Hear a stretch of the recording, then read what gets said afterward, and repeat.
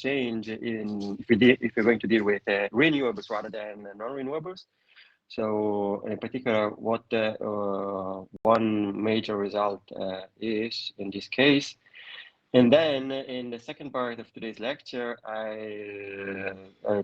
as promised, I'm going to solve a very simple model where I'm going to explicitly calculate extraction rates, and I'm going to show you what the problem is if we deal with non-renewable resources and we would like to extract in a socially optimal way, and how the solution compares with the problem of sustainability. Okay, so what are the conditions such that sustainability is also socially optimal in a very simple setting? Okay, we had some discussion already last week. But I think it's very important to understand that the two are really different issues. That's something that I think some struggle in understanding. That's why I would like to work out a very simple model. First of all, again, some intuition, and then I give you the formal result, and I also explain from an intuitive point of view how the problem can be solved and how it is solved. Yeah, that's going to be for today's lecture. So today's lecture will be a little bit technical, but again, try to focus. There might be questions on this. I have been in the past question on this in the exam. I spend a lot of time on intuitive, the intuition of the intuitive part, that is the intuition behind the result, and that's again enough for the exam. Then clearly those of you interested in the formal part are welcome to also study the formal part. Okay. Now, and tomorrow will be the last lecture. Tomorrow I'll show you a very simple model of climate change. Okay, so I'm going to discuss a very simple model of economics of climate change, introducing in what we have seen up to now, pollution in the production consumption side. So therefore externalities, and therefore how to deal with externality from a social point of view. Again, therefore from the socialist planner point of view. Okay, so let's start. So what I'm going to do here, okay, sorry, let me again change here the picture. Okay, sorry for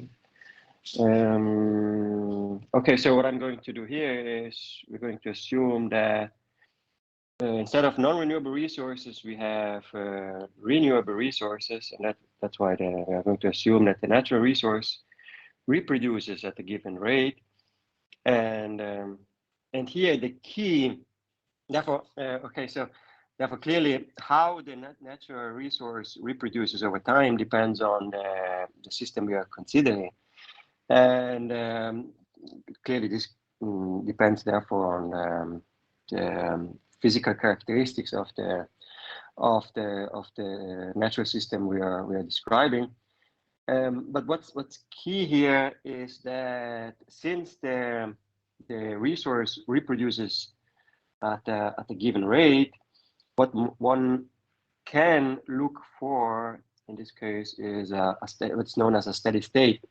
Steady state means that the stock of the renewable remains constant over time, and therefore what one might aim at studying is a steady state in general. And a steady state is something that's not achievable in the case of non-renewable resources, because in the case of the non-renewable resources, the stock of non-renewable resources declines over time, and therefore it's not possible to have a steady state, because by definition in a steady state the stock should remain constant, and that's clearly not possible in the case of non-renewable resources. But this is something that's possible in the case of renewable resources, because in this case what you have to do is you have to extract at a rate that is equal to the reproduction rate. And in this way, what you get is a steady state. And as a consequence, the resource remains constant over time.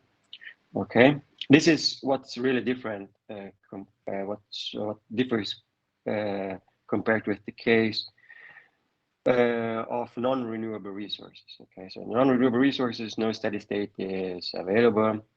In the case of renewables, there is a steady state, and that's kind of important. Okay, the steady state is kind of important. Then clearly, now if you remember, I don't know how much you have seen in the mathematics. It's not only important that a steady state exists, one should also study whether a steady state is stable. Usually, I don't want to go into the details because this is kind of technical and it's beyond the scope of what we're doing here. But it's just to let you know that usually what you have in Hamiltonian problems like we are seeing here, that there is I don't know how much you know about this, there is a saddle path, meaning that there is one path that leads to the steady state, and therefore the steady state is stable if you are on the saddle path. And usually there are these, what I discussed last week, these boundary conditions that lead you on this saddle path, and therefore indeed the steady state is something that makes sense to study, okay, because it is indeed something that the economy converges to. Yeah, this kind of technical issue, I don't want to go too much into the details. So just to let you know that the steady state makes sense to study because it is indeed something that the economy converges towards. Yeah, it converges to. Sorry. Okay, so now let me briefly tell you what how the problem changes if we have now a renewable resource rather than a non-renewable resource. In this case, here we assume that the resource reproduces at a rate. Here, in this case, we assume that is a function of the stock. Okay, remember S is the stock of my natural resource at time t, and therefore here I have now two components that determine how the stock of the resource, this renewable resource, natural renewable resource, evolves over time, and it is given now here by this resource dynamics. So this differential equation here. So the first term is the reproduction rate. So it tells us the rate at which the resource renews itself. This was in the case of non-renewables 0, okay, if you remember, because by definition, non-renewable resources do not reproduce, okay, because they are non-renewable. But in the case of renewable resources, they reproduce at some rate. Here it's just a general function g of s, and as I tried to explain before, it depends really on the system you would like, the characteristics of the system you would like to study. And then here, the second component is something we're already familiar with, it's the extraction rate. So therefore, depending on the difference between the, say, the influx of the resource and the outflux of the resource, you see how the stock evolves. Okay, so therefore, this is something that you can call the influx. This is the outflux, in and out. So this is what goes into. And therefore that leads to an increase in the resource. And the second component is what goes out, and therefore the outflux, what has been harvested or what's extracted. And therefore the difference between in and out is how the stock evolves. Okay. Is it clear? So therefore, if G is larger than R, then you have that the resource increases, or the stock of the resource increases over time. That is to say, S dot is positive. While if G is lower than R, then you have that the stock declines over time, meaning that S dot is negative.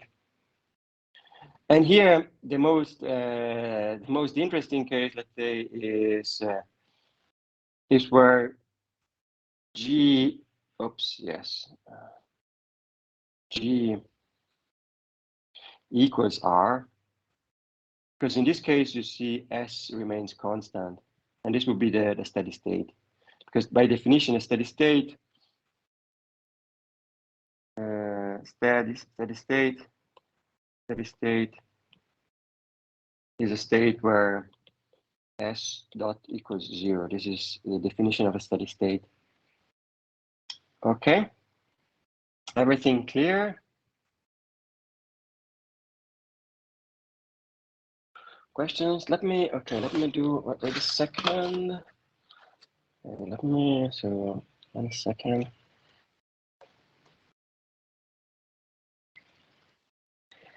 Okay, so let me open something I've done in the past.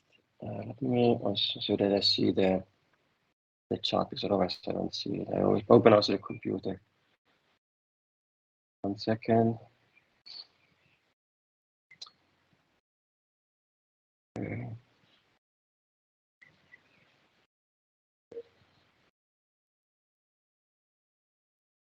Okay, so I see. Okay.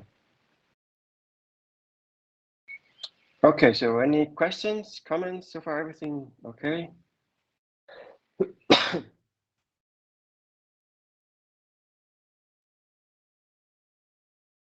Okay, so let me see now. Let's see how this changes our problem and what the result here is. Okay.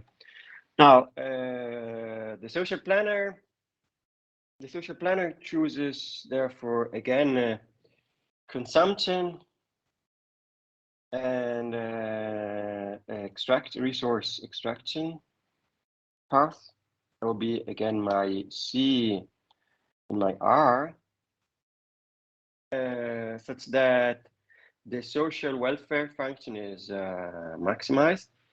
So what is my social welfare function? Remember, my social welfare function is just the present value of my utility flows.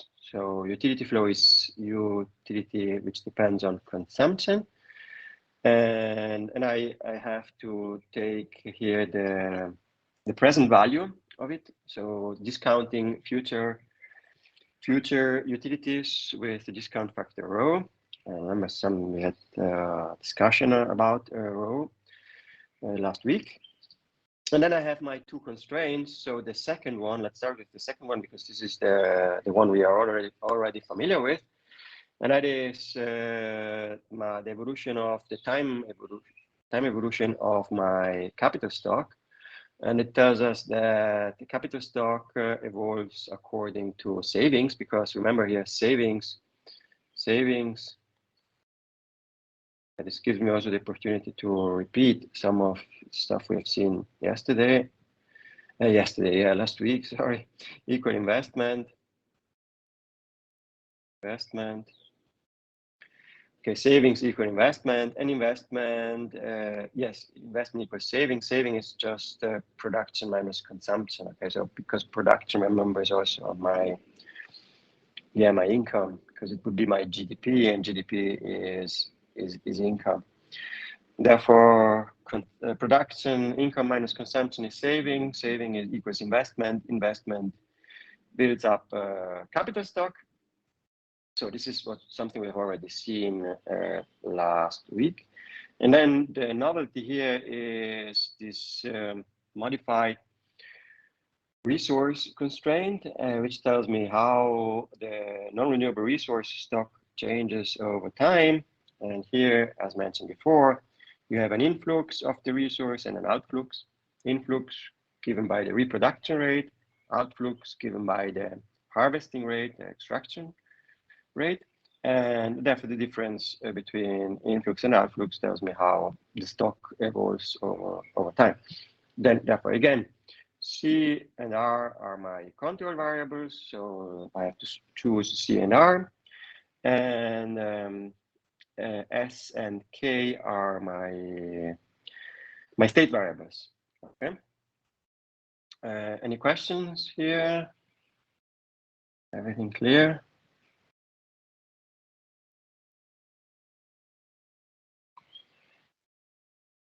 Okay.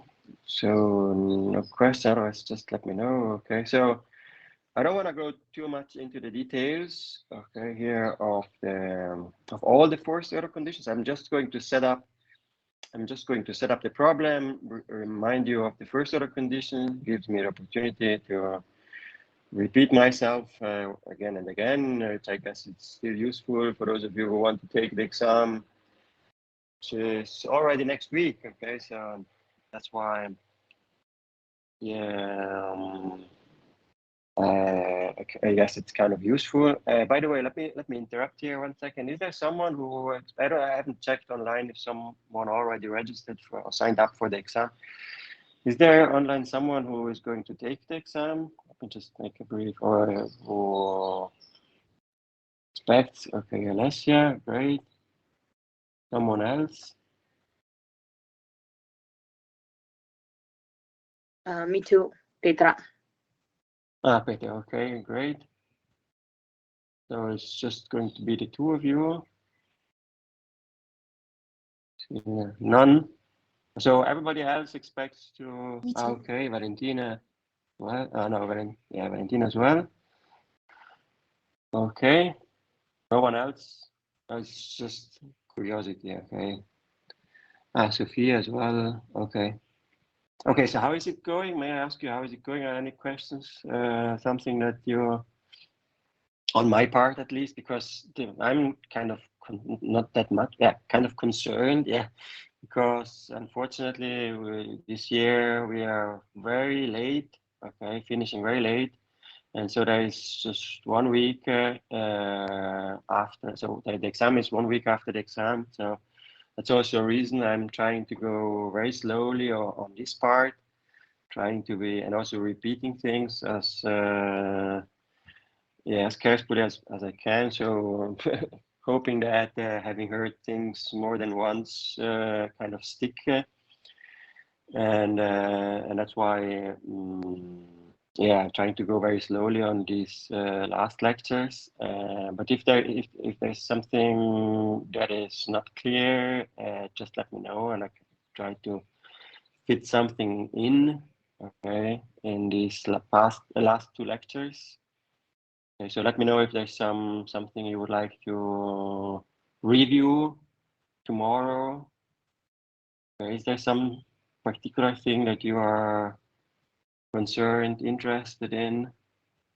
Yeah, think about it also after the break. Let me know. Okay, perhaps I can try to fit it in somehow. Okay. Okay.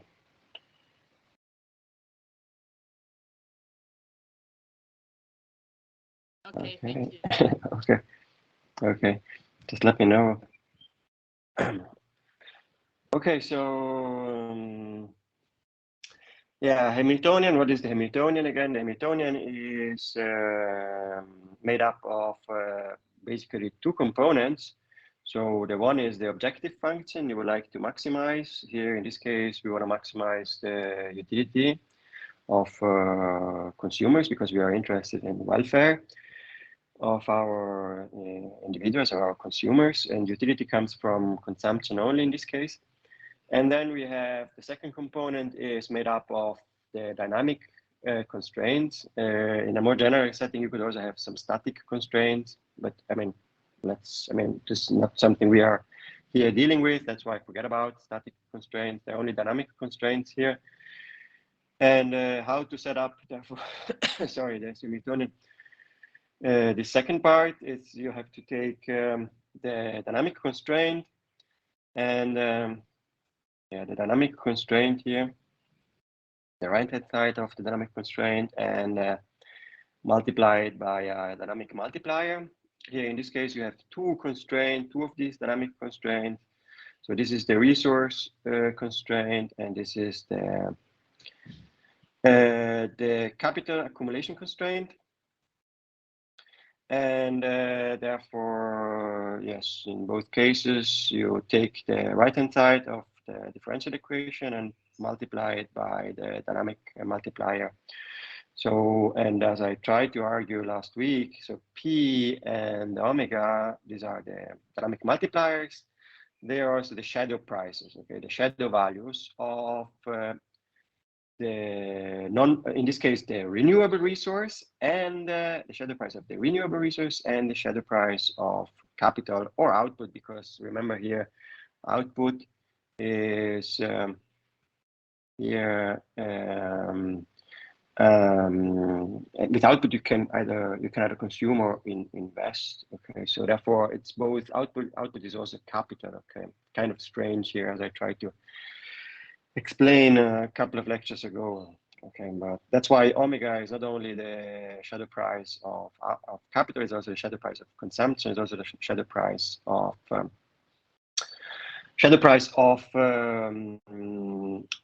output. Yeah, output capital. And as we're going to see also tomorrow, other things that can be done with output, everything, and it's related to output. Okay. Omega is the shadow price. And yes, something I wanted to remind you of. Yeah, the last thing, remember,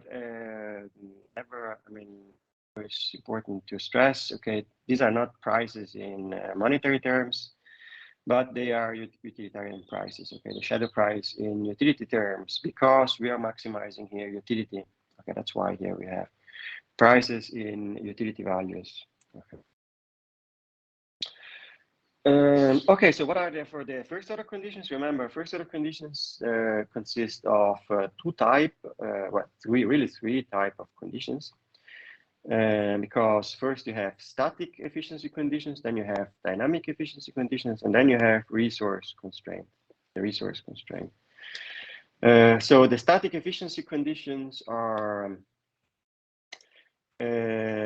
just standard conditions we are very familiar from static maximization problems. So remember, with one thing you can do many things, or with one object you can do many things. What you would like to have is you would like to equalize the marginal benefit of all these things you can do. And therefore here you have to choose consumption, and therefore the marginal value of output basically has to be the same across all different uses.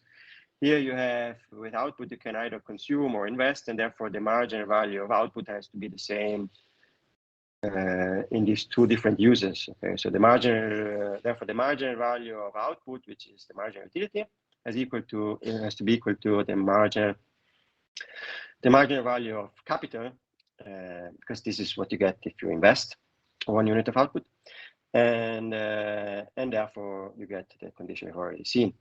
And then the other condition is the marginal value of the resource has to be equal to the cost of the resource.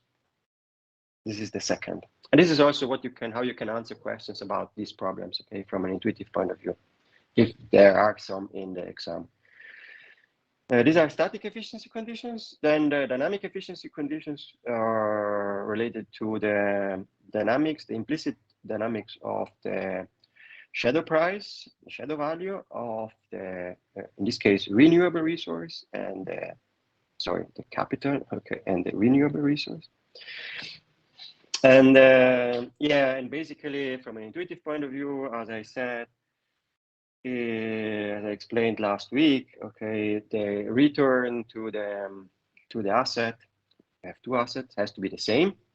So the return to capital investment has to be the same as the return to a resource investment, and it has to be equal to the social discount factor. Okay, this is intuitively what these dynamic efficiency conditions require, and therefore implicitly you get a consumption path, something I've discussed at length in the last lecture, and implicitly you get an extraction path, and that's what we're going to see after the break, okay, in the second part of this, or even before the break. I don't know. Let's see where we are going to take the break.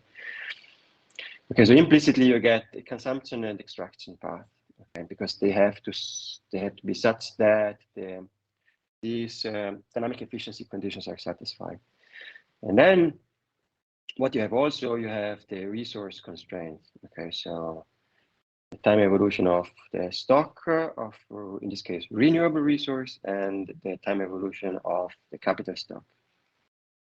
Okay. Now, I don't want to go into the details of all the first order conditions. I will do this later on and tomorrow, at least in some way. What I would like to focus on is just one condition, and that's this here. Okay,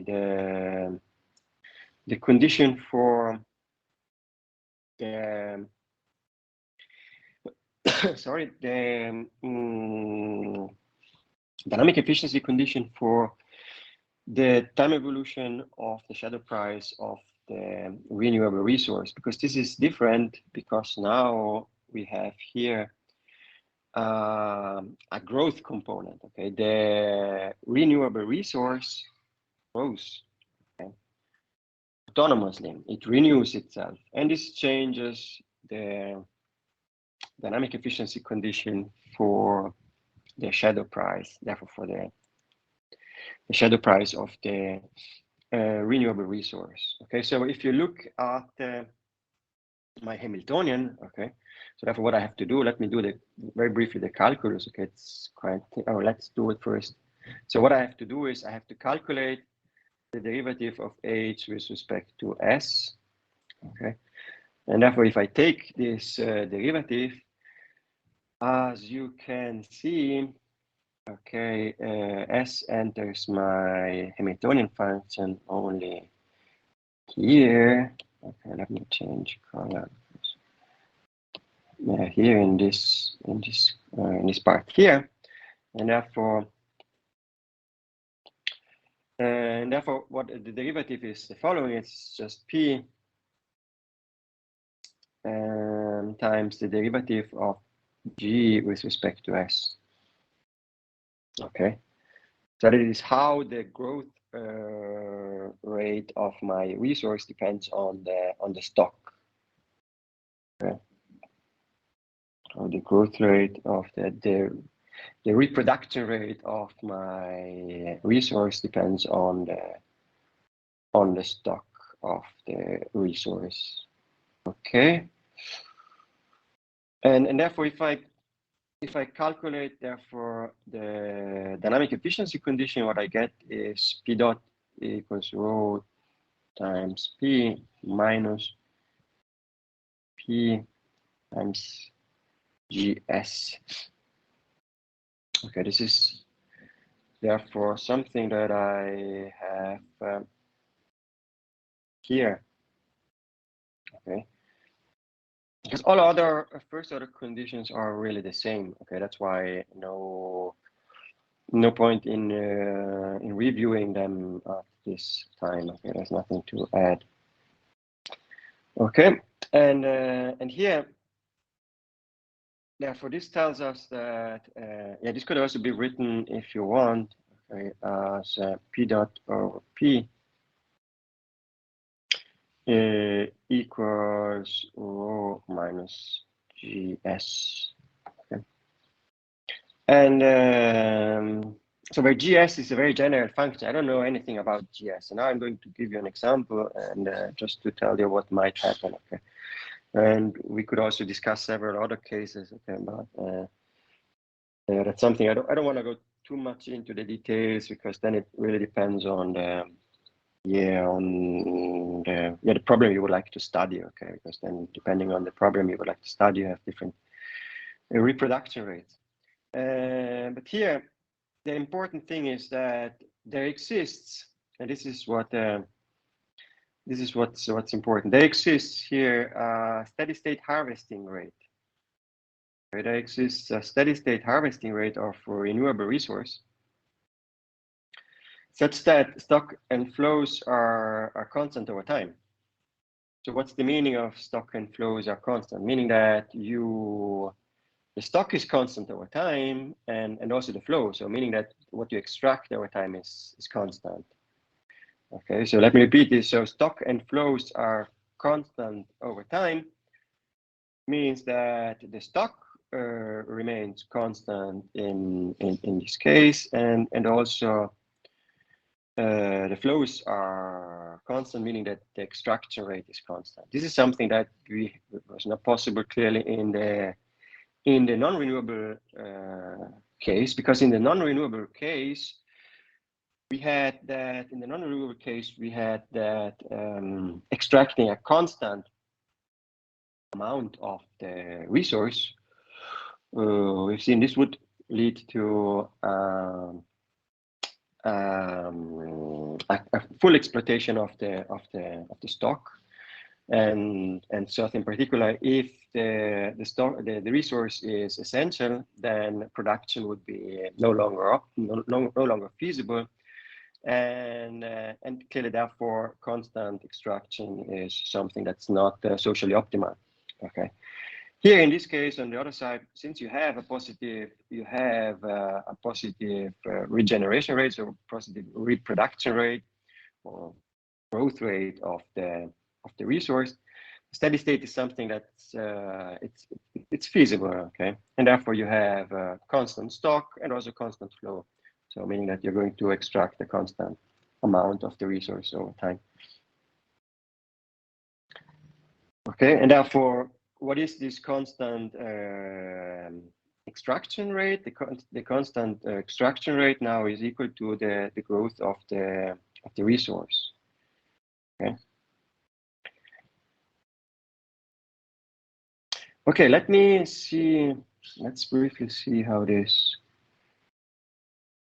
can be represented. Okay, therefore, yeah, this is just adds to what sorry, what I said. Okay, additions and subtraction from the resource stock are thus equal, and therefore the stock remains constant. And clearly, therefore,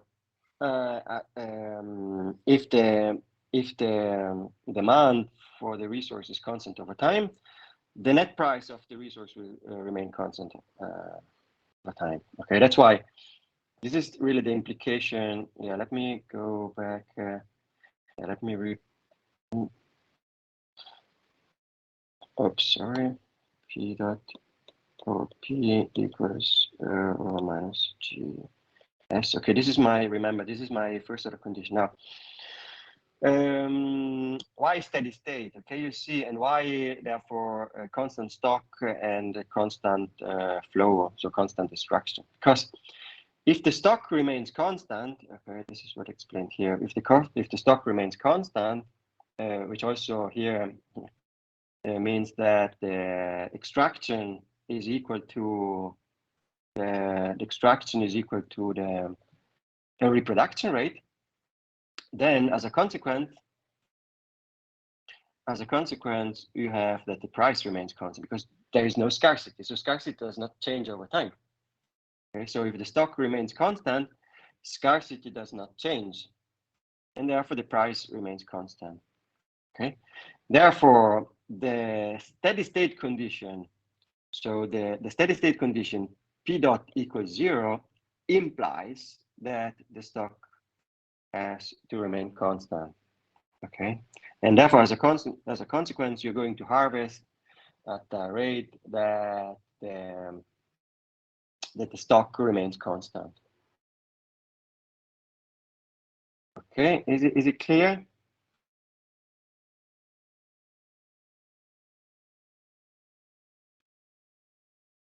Is it clear?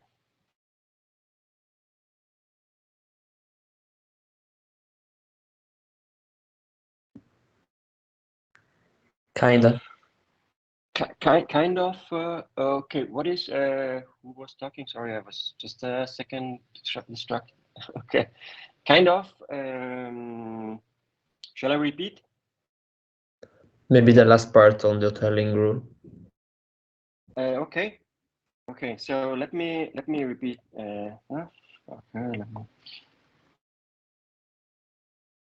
Okay.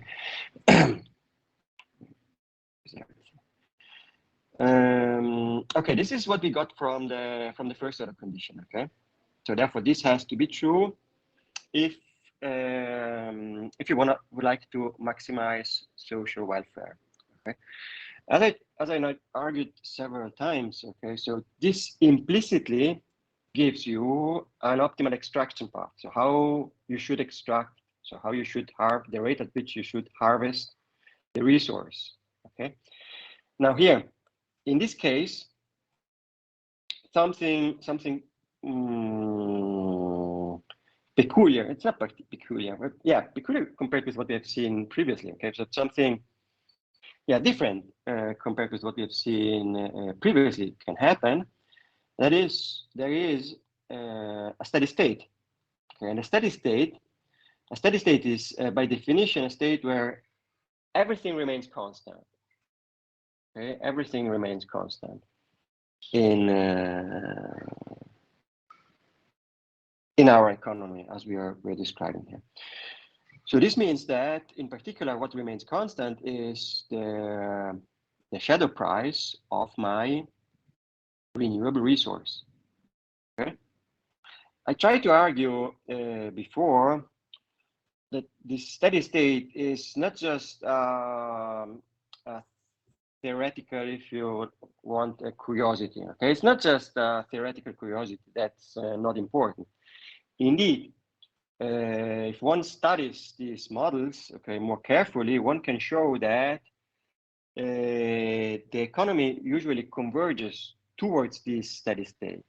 Okay, that's why it's important to study these steady states. So it's not just a theoretical curiosity that there are some steady states. No, usually the system is set up in such a way that it converges towards this steady state. That's something I tried to argue previously. Okay, so the dynamics are quite complicated, and I'm not going into the details because it's clearly beyond the scope of what we're doing here, but one can show that, at least in some simple cases, okay, that the economy converges towards these steady states. Okay, and in these steady states, the one important implication here that is new compared with what we have seen previously is that the price of the price of the renewable resource is constant.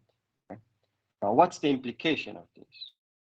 Okay, so what's the implication? So what does it mean that the price of the shadow price of the renewable resource remains constant?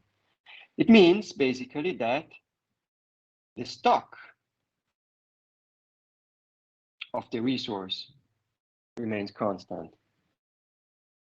Because if the stock of the resource were to decrease over time, okay, then we would have a scarcity rent, okay, meaning that the price would increase.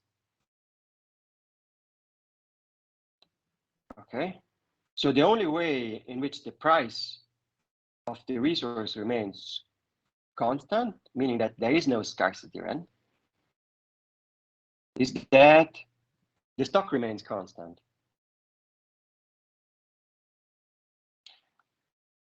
Now, when does it happen that the stock remains constant in time?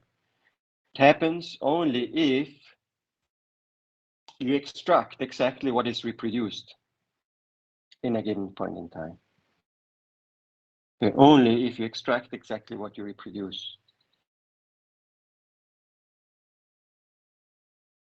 in a given point in time. Is it clear? So what's therefore the meaning? Okay, let me write it formally down. Okay, so if you remember, S is G minus R. Okay, so remember S dot is equal to GS minus R. Okay, so therefore here, the fact that we are looking for a steady state, okay, means also that the resource, the stock of the resource does not change over time, which therefore implies that you're going to harvest. So R is the extraction, so how much of the resource I'm going to extract in each point in time. because they depend, remember this depend on time. So in each point in time, I'm going to extract exactly what is reproduced at that time period. So I'm not extracting additional units compared with what is reproduced. Okay. So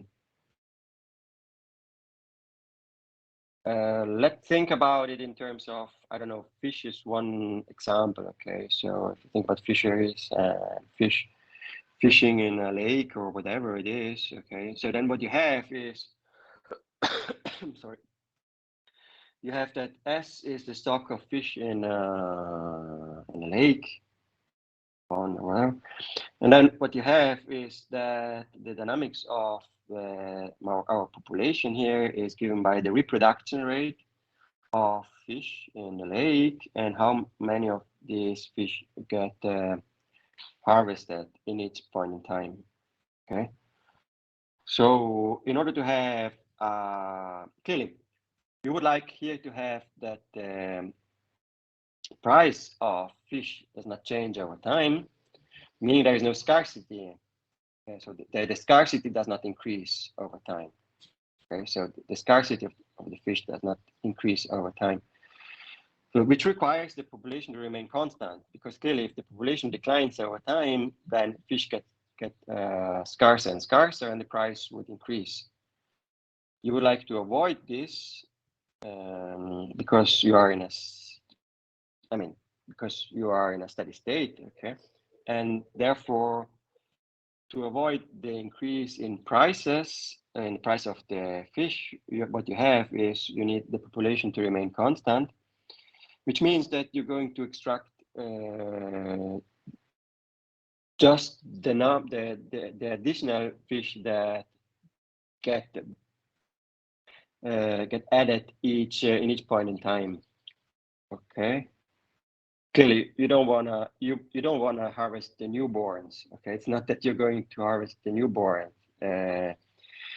You're going clearly to harvest the older one, the oldest one, that are not able to reproduce, okay, or whatever. Okay, but I don't want to go into the biological problem of fish reproduction. Okay, what's important is that you don't want to change the number of fish that are populating my lake. Is it clear? And therefore, if you would like to do this, then if you have 100 newborns, okay, in each time period, then you can harvest 100 fish. Okay, this is what you. Okay, is it clear up to now? Is it clear?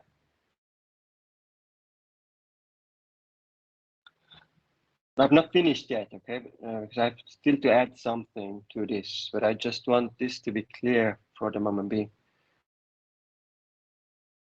Is it clear a little bit?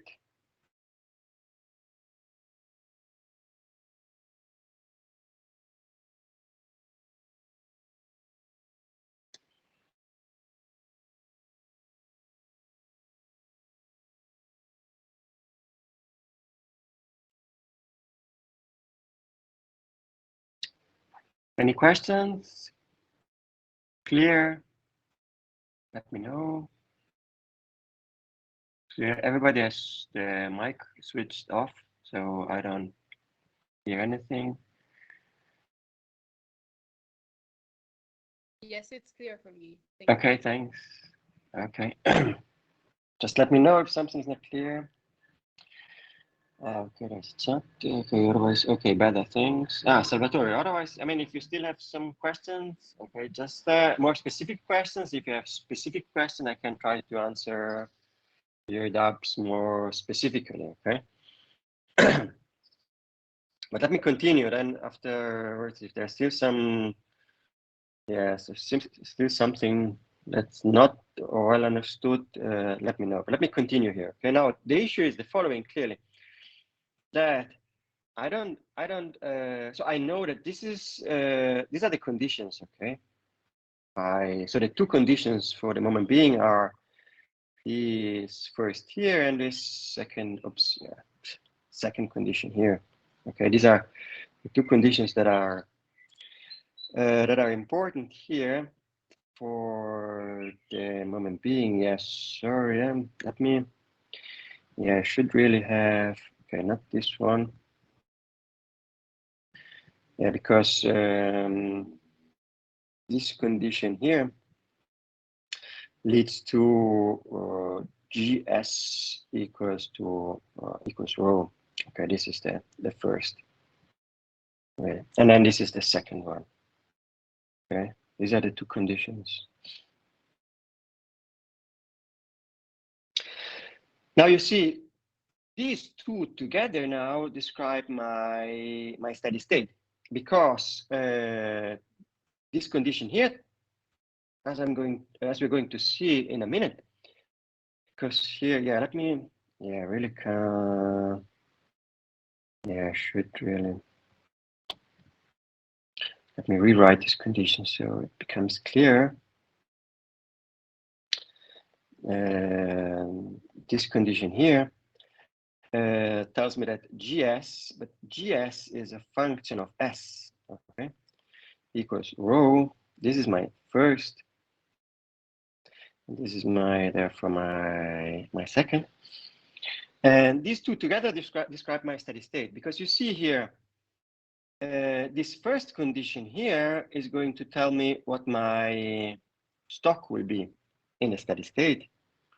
And then given the stock,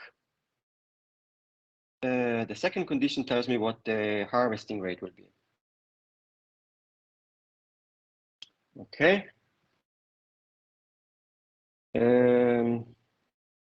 Yeah, let me perhaps something I wanted to avoid, but okay, I can't. I think it's better since there are already some doubts about it. Okay, so yeah, see, let me write things here. Okay, so let me repeat. Oops, why is it not working? Okay. Okay. Yes, I should.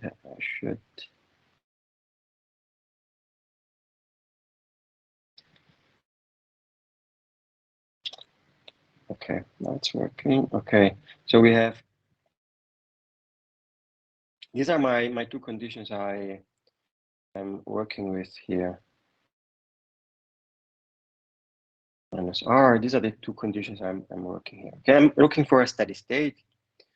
So the steady state requires, as I said, that the price of the resource remains constant, of the renewable resource remains constant, and GS, and which depends also on S. Let's be precise, and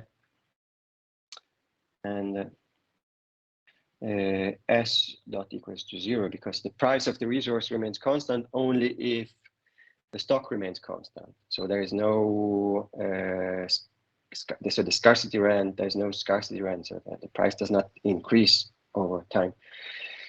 Now, the value of the resource, okay, does not increase over time. Therefore, here, what we can do is now, if we use these two equations above, these two read therefore as GS equals rho and GS equals R. So that is to say that the first, okay, so the first tells me what my stock will be in steady state. Okay. While therefore, as a consequence, I plug this stock into my second equation. So this was my first, this is my second, and therefore, from the second equation, I have that GS star equals R. And therefore, it gives me R star, if you want. It gives me the optimal harvesting rate. Okay, so the first, let me repeat this, the first equation tells me what the optimal stock should be. And the second equation tells me, therefore, as a consequence, what the optimal harvesting rate should be.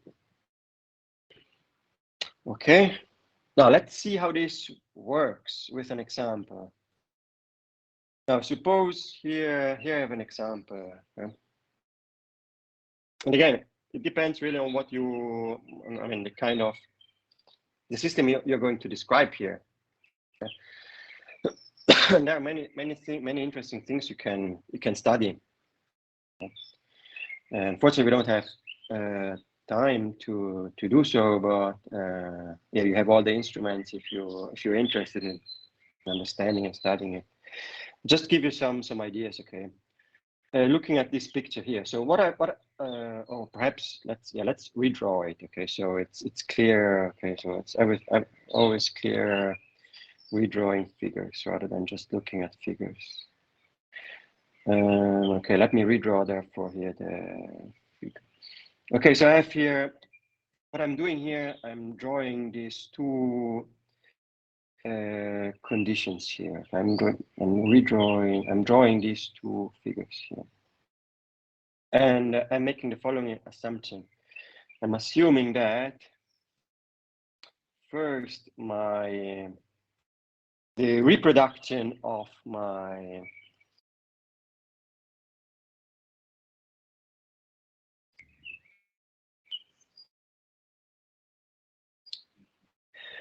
species here, if it's fish, for instance, or if it's whatever, okay, a renewable resource you can think about. Okay, this is therefore my G function is a quadratic function like this one here. Okay, it clearly depends on on the system you're studying. But the idea of having a quadratic function like this is the following. Makes kind of sense. If the population is very low, if population size is very low, okay, suppose you have a very low population size. So S is, you have just few fish, okay, in your pond, or in a lake or whatever, okay, then the reproduction rate is low. Because G, remember, is my reproduction rate. Is it clear? And therefore, here you have a first part. It's kind of clear because you have to find and you have to mate, okay, and therefore, the fewer are the fish, the fewer mating possibilities, and therefore the lower the production rate. Okay, that's the idea here. Because you have to form couples, okay? And therefore, increasing in the first part, increasing the population. Sorry, increasing population increases the reproduction rate. Okay, this up to a certain point. This here is what is called the, let's call it S hat. This is what's called the maximum sustainable yield. MSY, maximum sustainable yield. Max sustainable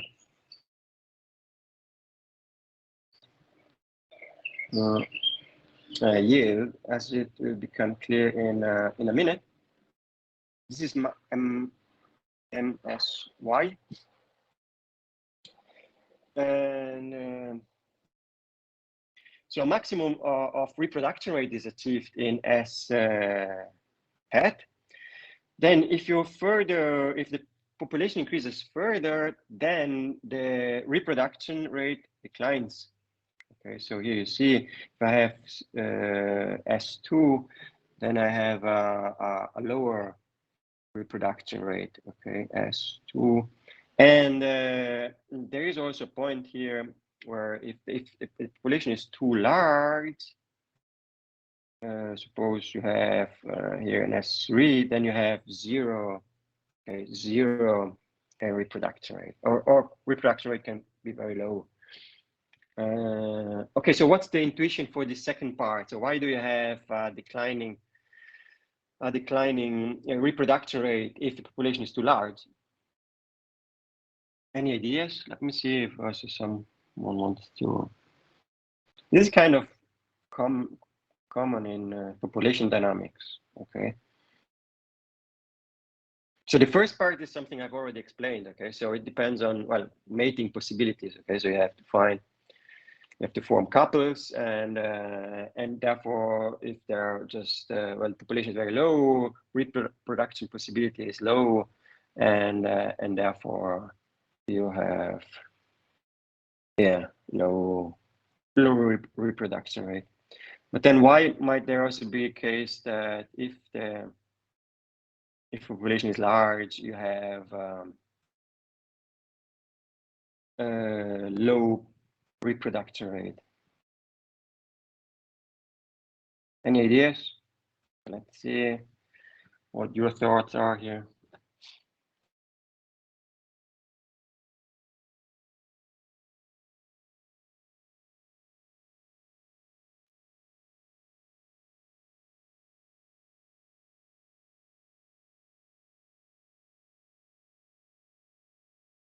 Someone has some thoughts about this here, or is it not clear? Professor, maybe it could be in the case of the fishing. Well, yes, I increase my population, but it doesn't mean that, for example, all the young fish, let's say, they are not able to reproduce. So after I reach my maximum reproduction rate, there is no more, let's say, individuals available to continue reproducing. Yeah, but this could be steady state values. So they could, it should still larger. So if you're thinking about different cohorts of fish, larger population should still mean that you have more fish more fish at a reproductive age. I don't know anything about fertility rates and fish population, so to be honest, but I guess that there might be a total fertility rate like we have in human beings, but still, okay, if population is larger, you should have a larger number of fish being able to reproduce. There should be something else, I think, Sergio, that is driving. So I get your point, but I'm not sure that this is going to drive the downward sloping part of this reproduction rate.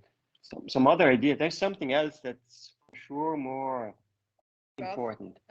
Yes, difficulties in finding enough food. Yes, yeah, definitely. That's more important, I guess. Alessia, I don't know if you heard Alessia. So the problem is that these fish still live in the same habitat, so meaning that they live in the same lake, and as you increase the population, you could get in troubles with finding food for a growing population. Okay, and this therefore could be a hindrance in the reproduction rate. Okay, and so is it clear? I think this is a more compelling argument. Okay, so that you are still living in a finite world. Okay, for fish in this case. And therefore, this finite world, what you have is that fish now have to, I don't know, again, I'm not an expert about it, but and for sure this is true for many species, okay, that there might be now competition for food, okay, that leads therefore to a higher, that limits the reproduction rate, because this is really net reproduction, okay? What we are talking here. So it could also be Therefore, because in the species, okay, you should not only have reproduction, you should also have death, okay, of species, and so this is really net reproduction, okay, of species, and there could be therefore competition for food, okay, at some point in time. Is it clear? That's Alessia's point, and I guess that's a more compelling reason. Then you could also have, now just to give you, I don't want to spend too much time on it, but you can, I mean, study very interesting things here, because you could also have some threshold effects, okay? So if the population is too low, then you get extinction of population. Okay? That's something that's quite usual in animals, okay? So if the population size shrinks below a certain level, then the population gets just extinct.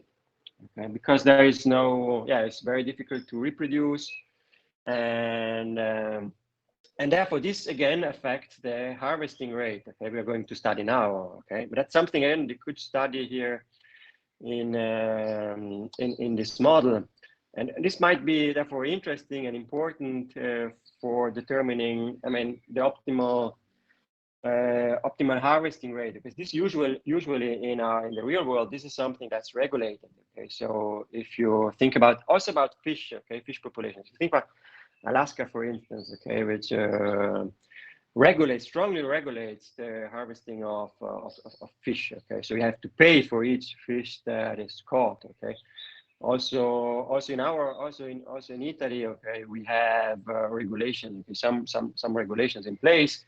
In particular, we have that in some periods of time of the year, it's not allowed to fish at all, okay, because you want the population to regenerate, to reproduce, okay.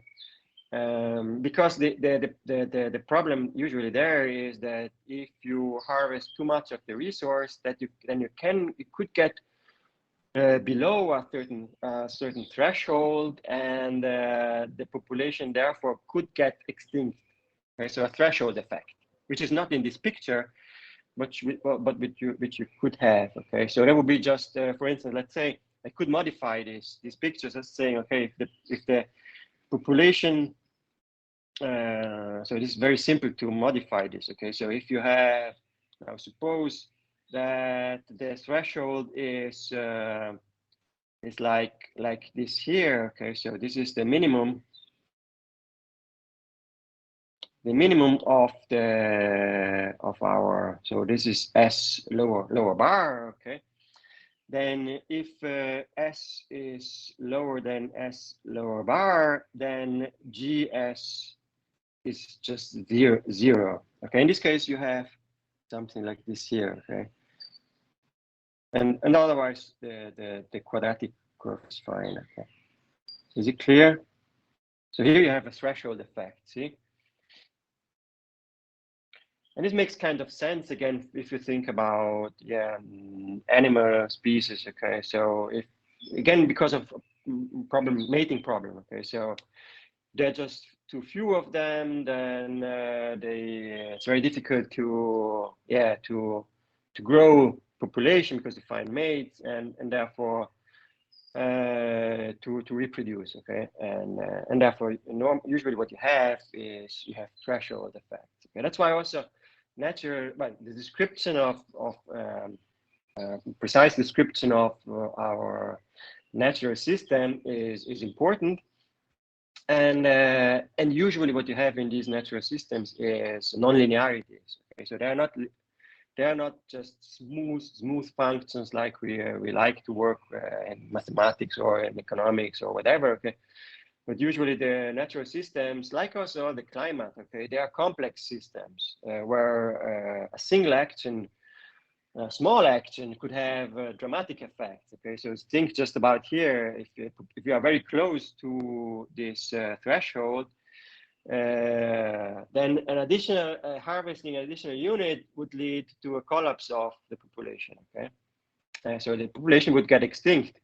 And that's why you would like to have a regulation in place that is that keeps the population far away from this threshold as lower bar. Is it clear? And this is true. This is also something why we are very worried about the Earth climate, our biological natural system we are living in, because they are not smooth systems, but they are usually very systems that are non-linear, highly non-linear, where small changes can lead to dramatic outcomes. Right? So there are irreversibilities, because once the population gets extinct, we could lose whole species. Okay, that happened over the past. Okay, and that if we are interested in biodiversity, that's something that we should for sure be worried about. Okay, concerned about. Is it clear? This point on non-linearities, and now why is this? Let me know if this is clear, or if I was kind of jumping from one topic to another too fast. If there's questions, comments, something you would like to add.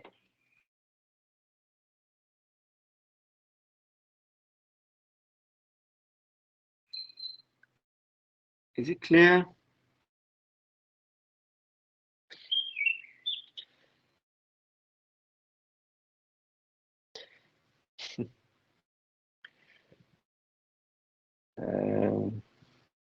Okay, let me continue. Okay, let me know if something is not clear. Okay. Okay, so now why is this important here? You see, because given the growth rate I've depicted here in the green version or in the red version, in a steady state. Remember, in the steady state, let me use here the black. Oh, let me use the blue. Okay, so it's new. In the steady state, what you have is that you want to harvest, okay, at the growth rate, okay, so of the reproduction rate of the resource. So that's why here, this is not only the growth rate, but if you want to keep the population constant, this also tells you how you should harvest the population, okay? Okay, therefore here, if you want to keep population constant, and suppose you would like to harvest the maximum, okay, if you would like to harvest the maximum, then you should have a harvesting rate, okay, R, which is equal to GS hat, okay, which is the maximum sustainable yield. That's why this is called the maximum sustainable yield, okay, because this is the maximum you can harvest if you want to keep the population constant. That's why this is called the maximum sustainable yield, okay. So let me repeat this. So suppose, for example, you want to harvest the highest amount possible, but keeping the population constant. This, by definition, is the maximum sustainable yield. And therefore, it is the stock such that the reproduction rate is the highest.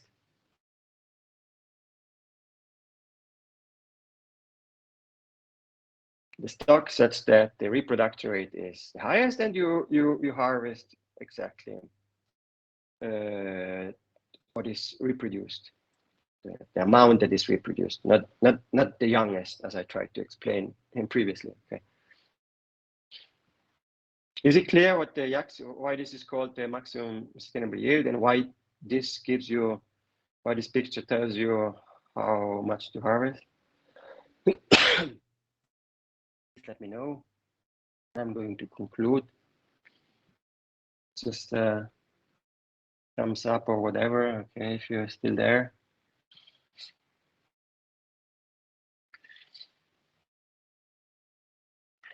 Is it clear? Let me know, please.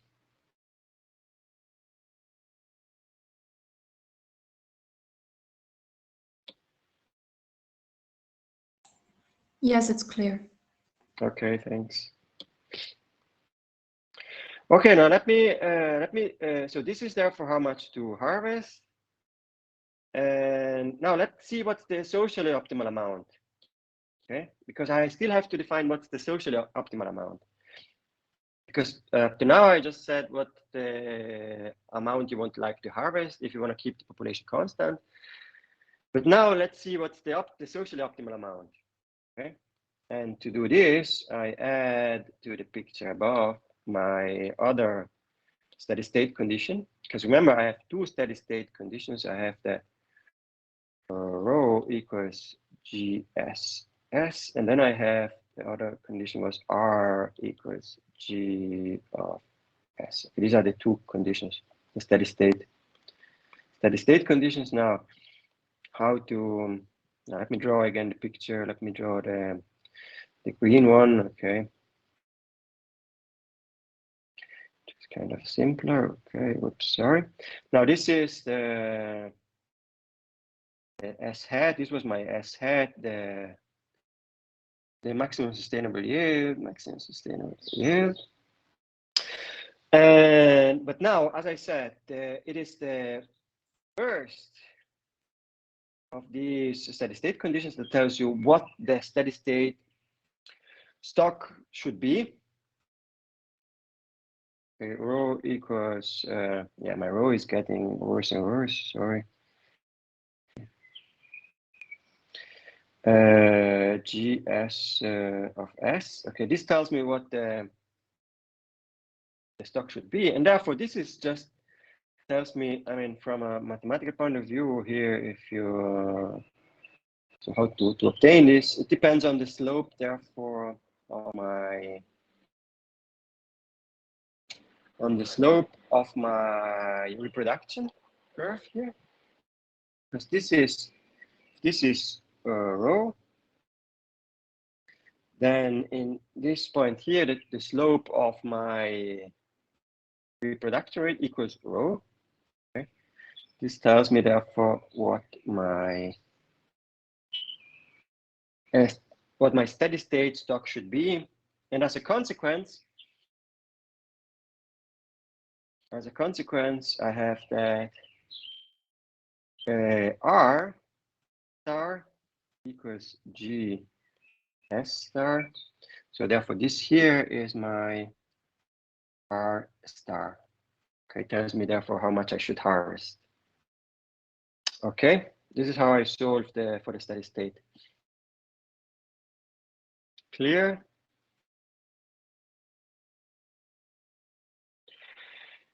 Okay, so I hope everything's clear. The one thing I would like you to notice here, and this is quite a general result, is that it is not socially optimal. It is not socially optimal to harvest the maximum sustainable yield.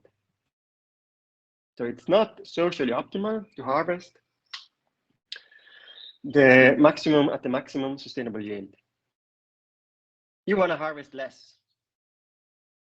The important result here is that R star is lower than the maximum sustainable yield.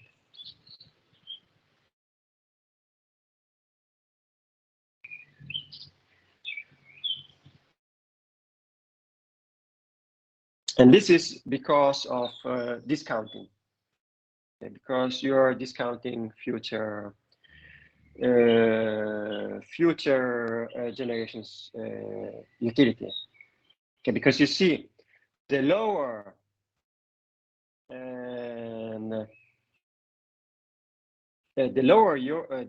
R row is, sorry, the lower row is. Let me. The lower row is. The lower row is means that you are less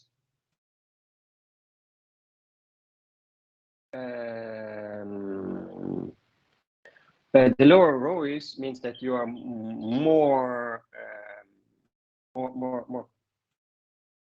patient here. Okay, more patient. The closer you get to the maximum sustainable yield.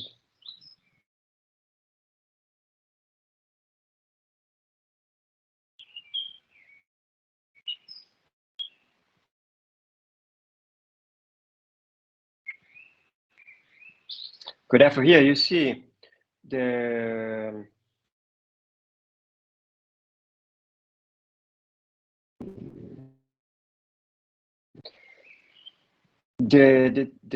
social discount factor tells us how much you should harvest of the renewable resource, and therefore it tells us what the size of the steady state size of the population will be.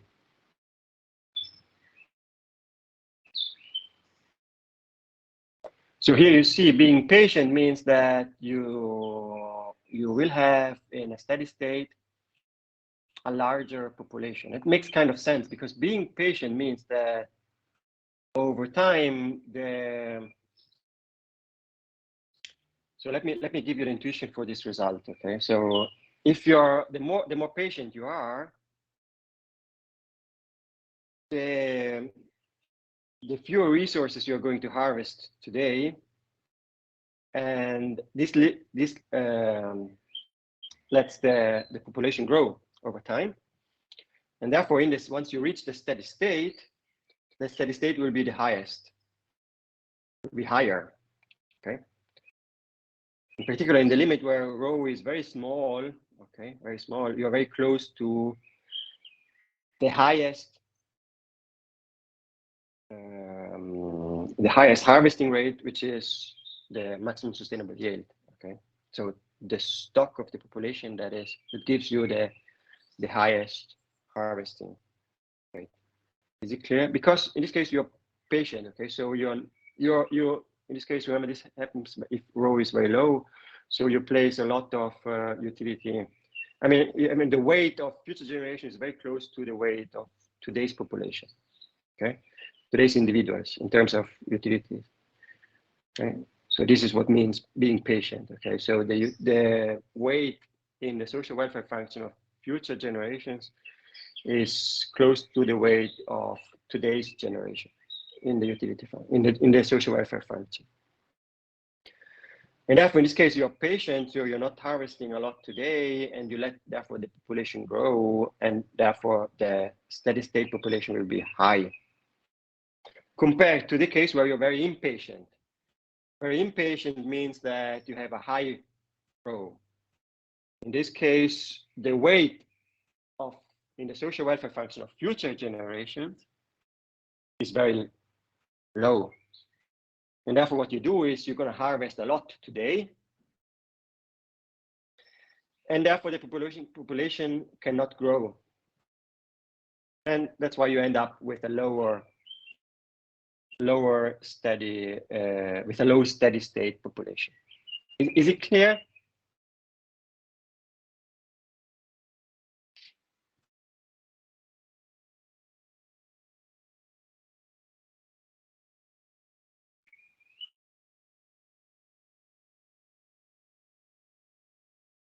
Shall I repeat this? Is it clear?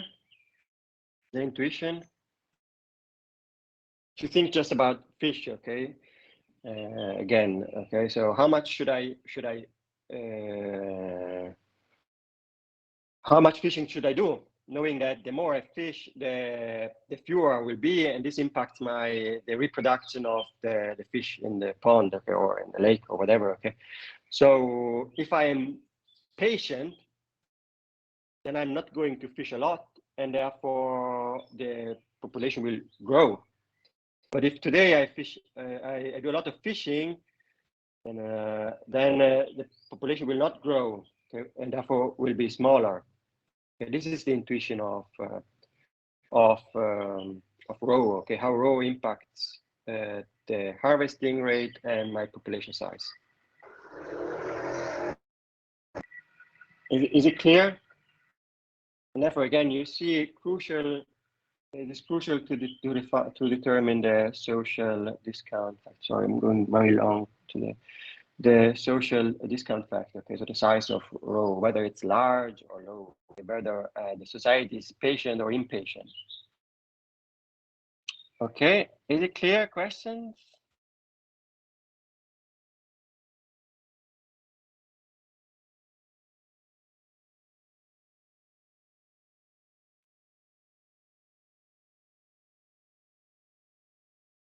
Any questions? Because if there are no questions, I'm going to stop here for lunch and then talk to you after lunch. More technical part. Any questions? Any questions on this intuitive part?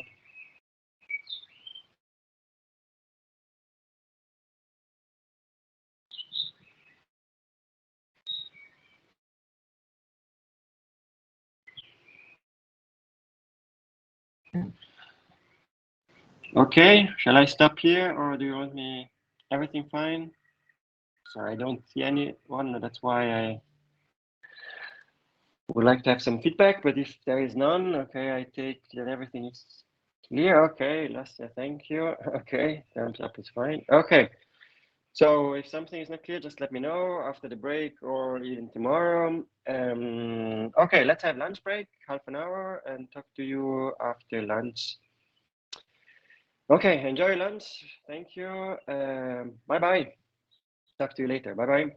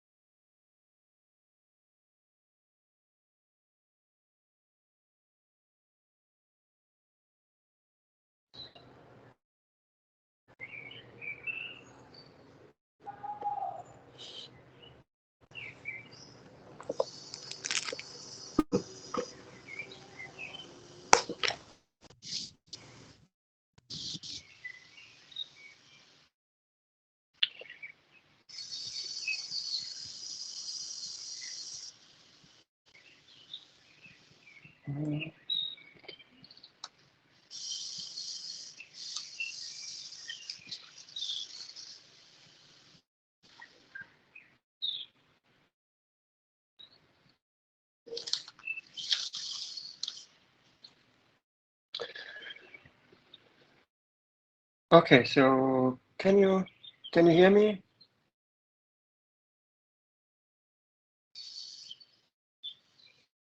Yes, we can. Okay, thanks. So let's start. Questions, comments? Questions or comments? Okay, so let's start with the second part. Okay, so let me see.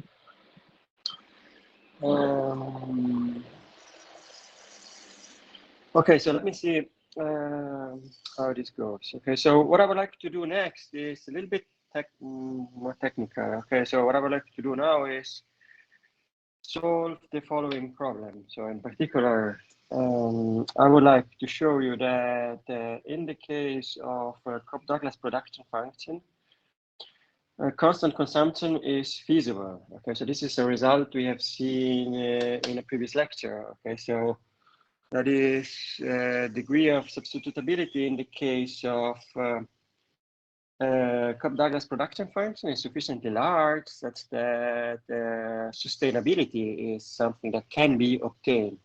Okay?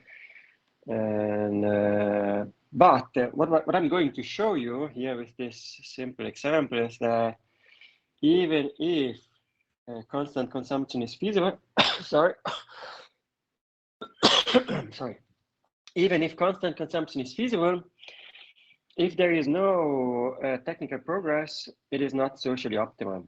Okay, and here this is therefore the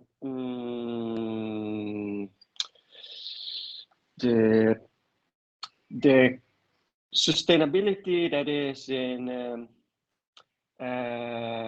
not in line with, not in keeping with social optimality. Okay, so you would not, even though constant consumption is something that can be obtained, it is something that you would not like to have from a social point of view if there is a Cobb-Douglas production function. So elasticity of substitution is equal to 1, if you remember, because this is what we have in the case of Cobb-Douglas production function. Remember, we have elasticity of substitution that's equal to 1, which allows you to have sustainable consumption. So consumption can be constant, as well as output, as well as capital.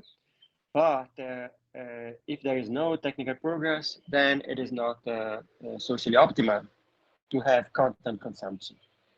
Okay, and therefore here you see. Let me repeat this. Okay, sustainability and substitutability. Okay, there are two different issues.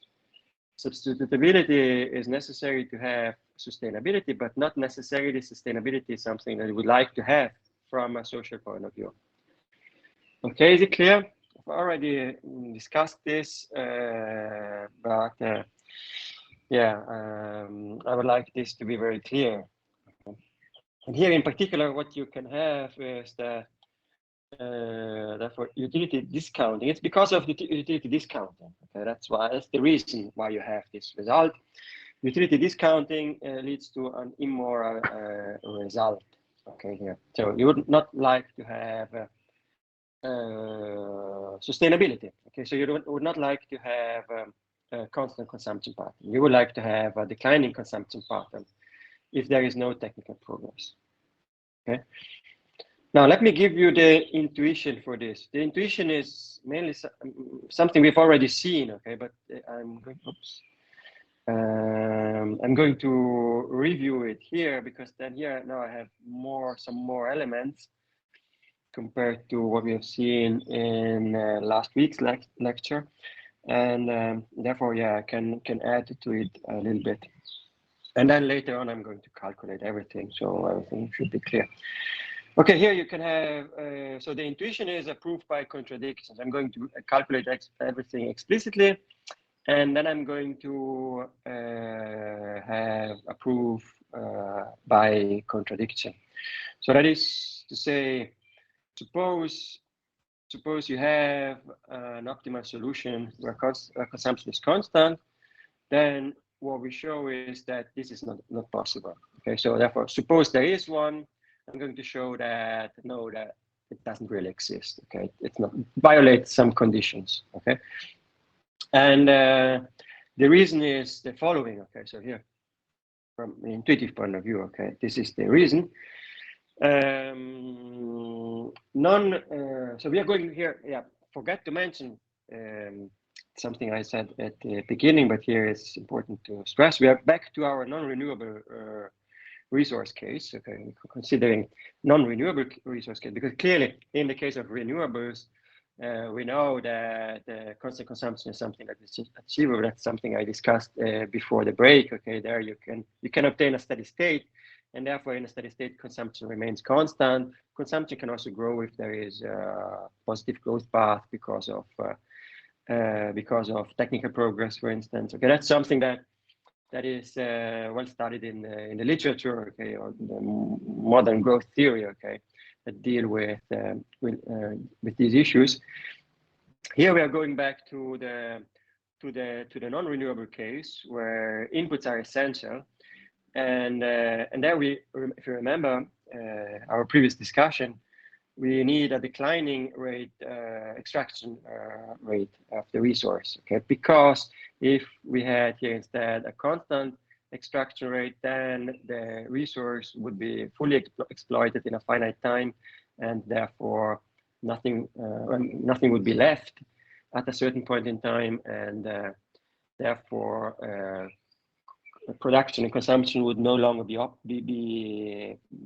possible. Okay, because it's not possible to produce the output with no non-renewable input as a resource if this resource is essential. Now, how does the proof go? How does the proof go? Goes the following. So its proof is based on the Euler equation, and if you remember, the Euler equation is something that I've discussed at length last week. It tells us this is the socially optimal consumption path. Okay, the socially optimal consumption path, which depends on how the market values future and how society values future. Okay, remember how market values future is my marginal product of capital. This is how market values future. This is how society values a future. And therefore, depending on these two, we can or cannot have a constant consumption path. Okay, this, remember, is the socially optimal one. Okay? Now, having a constant or non-declining consumption path requires that the marginal product of capital to be equal or larger than the social discount factor. Okay, that is to say, you have that sustainability is socially optimal if C dot over C is non-negative, meaning that the marginal product of capital has to be larger or equal to rho. Okay, this is what happens. This is something I've discussed. The intuition for this is something I've discussed at great length last week. But if something is not clear, let me know. Okay, if you still have doubt, that there are still any doubts here. And now, what's the problem? The problem, as I just already said last week, is the following: is that R is decreasing over time, and therefore, in order to keep the marginal product of capital constant, K has to decline as well. Okay, so that is to say, let me write on the right hand side. So you have that. So in order to C dot over C non-negative, you need marginal product of capital larger equal rho. But what's the problem here is, the problem is the following: non-renewable input. Non-renewable input means that R is declining over time. But since Q of KR is positive, this means that since positive, the marginal product of capital declines. And therefore, in order to keep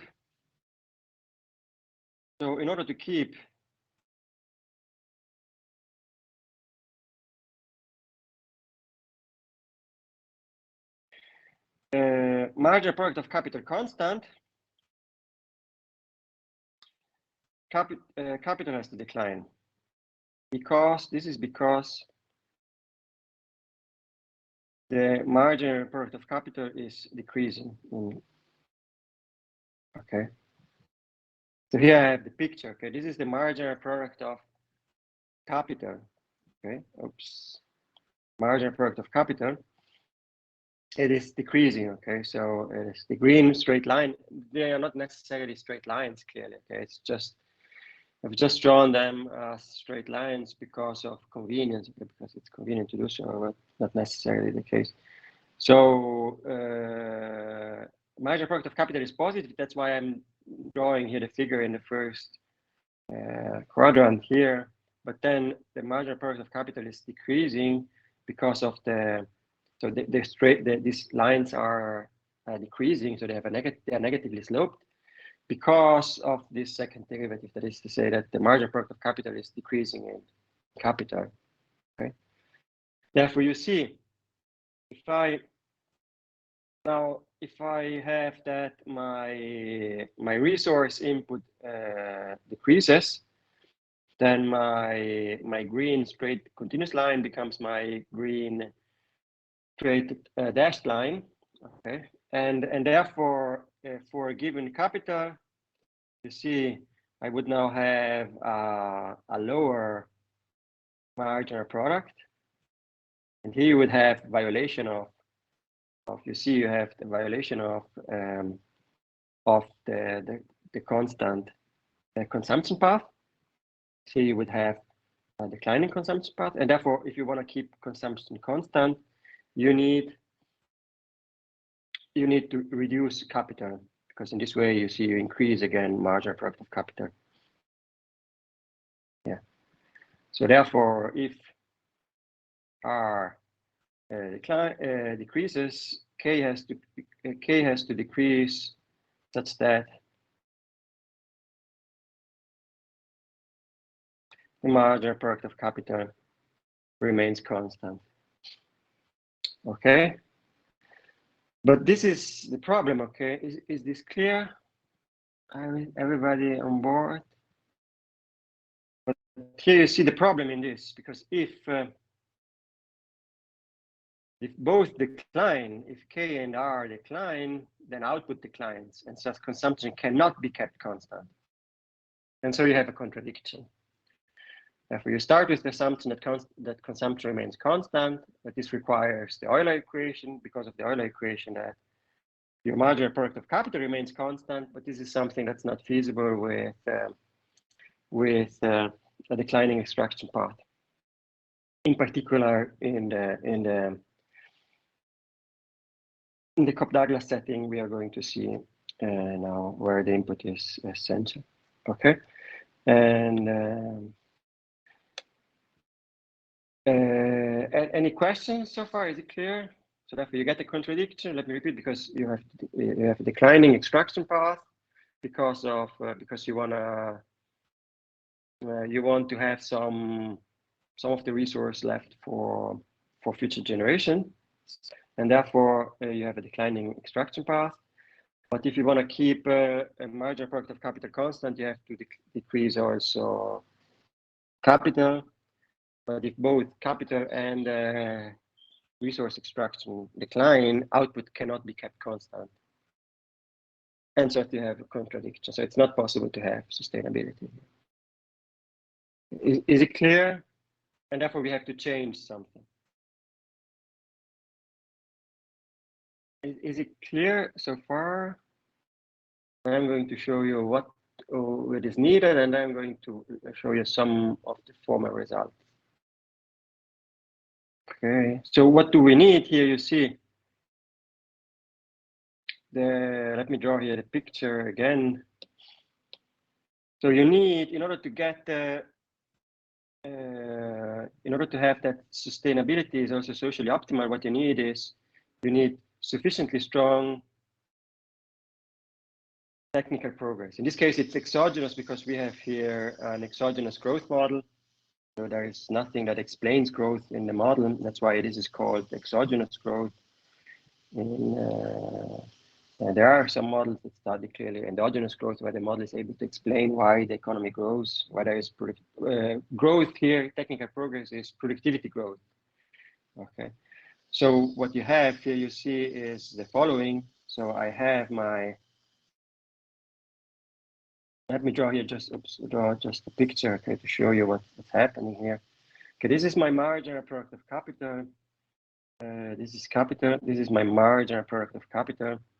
Will be my QK, okay, which depends on K and R. Okay. Now, and then I have on the other side, I have here my drawn in red. Let's keep it in red. Oops, sorry. This is my sorry. This is rho.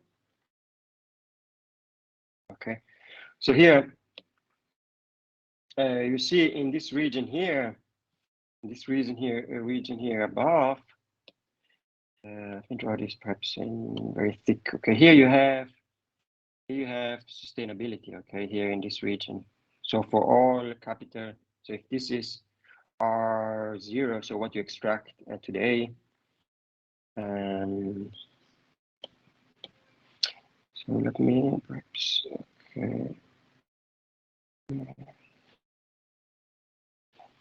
Q, K, K, R0. Okay, for all of these values here, all of these values, you have that Q, K, K, R0 is larger than rho, and therefore larger equal rho, and therefore you have that C dot C is larger or equal to 0. Okay, is it clear? Now, what happens is the following. So if there is a decline in R, so suppose R declines in the next period, so you have R1, which is lower than R0. So this declines, shifts towards the left. And so you have now QK R1, which is lower than QK KR0. Okay. Therefore, you see here, I need to reduce my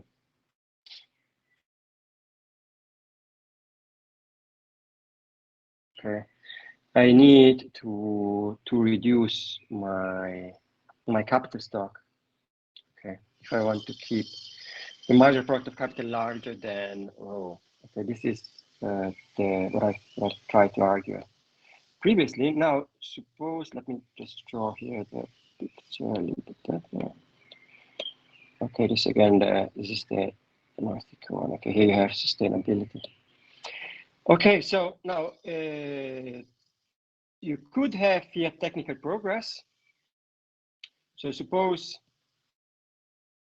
you have, oops, okay, suppose you have A times, A is my total factor productivity. This is total factor productivity. Total factor productivity. In this case, clearly an increase, so therefore an increase in A implies a technical progress. And therefore here you see, if at time 1, therefore here I'm placing here A in front of this, this would be A0, this would be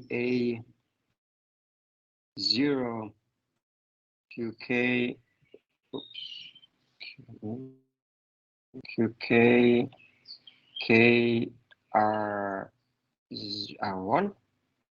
Okay. Now suppose there is sufficiently strong technical progress, an increase in A. So if A increases, A1 larger than A0, then you see this switches to, this moves the blue line now to the left, to the right, sorry. And let's use here this color. Okay, and therefore, depending clearly on the strength of technical progress, how strongly the productivity increases, okay, you could end up in a situation like this one here, or lower, depending on the strength of on technical progress. And here you see now this does not require a reduction in K.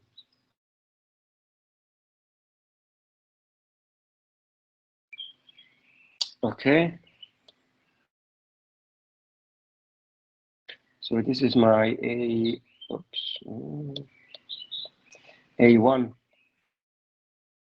Q K K R1.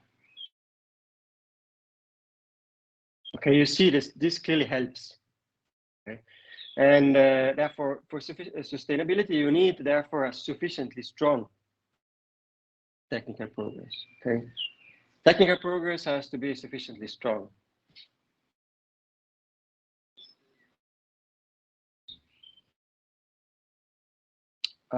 Okay. Okay, as I try to argue here, technical progress increases the marginal product of capital, and thus even if R is decreasing over time, the marginal product of capital can remain constant over time if the pace of technical progress is sufficiently strong. Okay, this is here the picture of what's going on, why this is the case. Is it clear? Any questions here so far? Because now I'm just going to do a bunch of calculus. Let me know if everything is clear.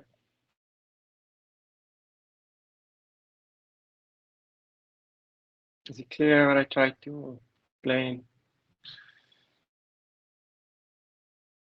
Something I already discussed last week, but here it's worth, I guess, repeating.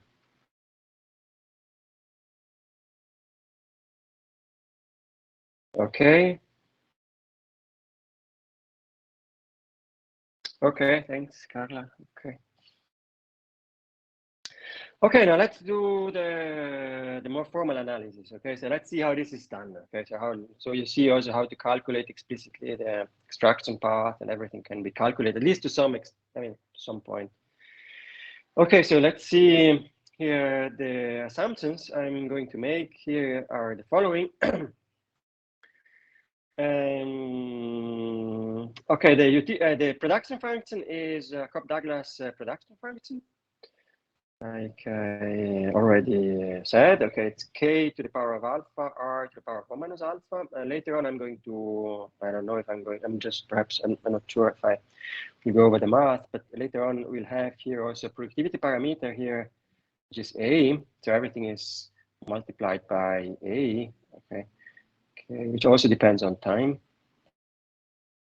Alpha R, that's why it's perhaps worth mentioning. For the moment being now, I don't consider A, the parameter A, or just suppose A does not change over time. Okay, so there is no technical progress. Okay, because if A does not change over time, then there is no technical progress. If A changes, there is.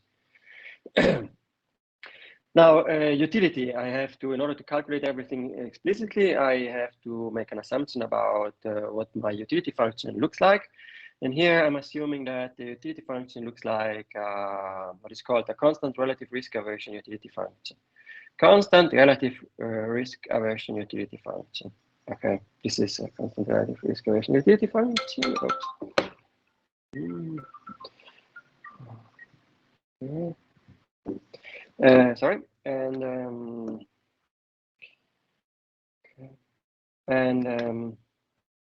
yes, it's C to the power of 1 minus sigma minus 1 over 1 minus sigma. We are going to see in a minute what the implications of this is. Okay, so I don't want to go at this time into the details of what the constant relative risk aversion utility function is. I'm going to show you in a minute. I'm going to do the calculus. Okay, sigma is between 0 and 1. Okay. Okay. So therefore, what is the social planner's problem? The social planner's problem is maximizing the utility function, which is here this constant relative risk aversion utility function, c to the power of 1 minus sigma minus 1 over 1 minus sigma. Everything discounted by e to the power of minus rho times t. And then I have my two constraints. We are now familiar with already, the capital accumulation constraint and the resource constraint. Okay, so how to solve this problem? We know that we have to build the Hamiltonian function. So the Hamiltonian is given by, as I said several times already, the utility function plus my constraints times the dynamic multiplier. So for the capital constraint, I have capital accumulation constraint. I have omega, which is the shadow price of capital. And for my resource constraint, I have the shadow price of the resource, which is P. Sorry. And yes, just one first order condition here is needed. Okay, so what are the first order conditions? We have static first order conditions and dynamic first order condition, and then the resource constraint. And therefore here, what I'm going to do is I'm going to calculate these and then play a little bit around with these, because I want to know what the resource extraction part is, what the consumption part is, and therefore what the implications are in terms of sustainability and whether it is socially optimal. Okay, this is my question. Remember, the question is sustainability here feasible? And the question if it is, so the answer is, if yes, there's another question, is it also socially optimal? Okay, so is sustainability feasible? And if yes, if it is also socially optimal. Okay, these are the things I would like here to address with this model. Okay. Okay, so first order conditions. First order conditions are the following. Okay, let me do the math here. Okay, so it's just trivial math. Okay. Let me do the math on the right hand side. Okay, so consider first the static first order condition. So the derivative of h with respect to c equals 0. Now you see h enters my Hamiltonian function here and here, and therefore I have 1 minus the derivative of h with respect to c is 1 minus sigma times c to the power of minus c over 1 minus sigma, and then I have minus omega, and this has to be equal to 0. Now, as you can see, this simplifies with this, and therefore what I get here as a condition, I get consumption to the power of minus sigma equals omega. Okay. This is my static first order condition. The first static first order condition, which tells me that the marginal utility of consumption equals the marginal utility of capital. Okay. Let me then further use this dynamic efficiency condition, which is my dynamic efficiency condition for the shadow price of capital. Therefore, this would be omega. Oops, yeah, not a very nice omega. Let me do this. Omega equals rho omega minus the derivative of h with respect to k. And therefore, if I use my Hamiltonian function, then I can write this the following way. minus, and because the derivative of my Hamiltonian function with respect to k is very simple, because k enters my Hamiltonian function only here through the production, and therefore this here is minus minus omega alpha k to the power of alpha minus 1 r1 minus alpha. Okay, and this has to be, yes, that's it. And therefore what I can do here is omega over omega, omega dot over omega equals rho minus alpha k alpha minus 1 r 1 minus alpha. And this, if you remember, this is my marginal product of capital. So this is my marginal product of capital, which clearly depends on k and r. Okay. Now, what I can do is let me first work with these two, because these two, so the first and the second, if you remember from what I said last week, with these two, I can calculate the Euler equation. Okay, that's what I'm going to do. So I'm going to calculate the Euler equation. So you see how the Euler equation is calculated in a simple way. Okay, so let's take Euler equation. Okay, Euler equation. Euler equation, the following. So consider one. What I can do is the following. I can take time derivatives, but perhaps the most simple thing to do is, if you're not very familiar with taking the derivatives, okay, so I can take logs on both sides. So I have here log of c to the power of minus sigma equals log omega. And then what I do is I take time derivative. And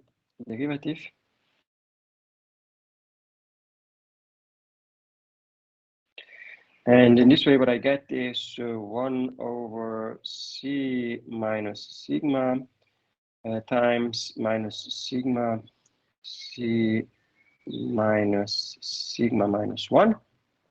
And then I have to just the time derivative of sigma. This has to be equal to 1 over omega times the derivative of time derivative of omega. Okay. I'm going kind of fast because I already explained how to take derivatives of logs. Okay, so if you paid attention, it should be clear. Otherwise, okay, try to review in your notes. Okay, something I already explained some time ago. Now you see here, I can simplify things because this here simplifies with this. And therefore, what I end up with is the following. I end up, if I simplify here things, with minus sigma c dot over c, which is equal to omega dot over omega. Okay. Now I know what omega dot over omega is because I have here this dynamic first order condition here, dynamic efficiency first order condition here.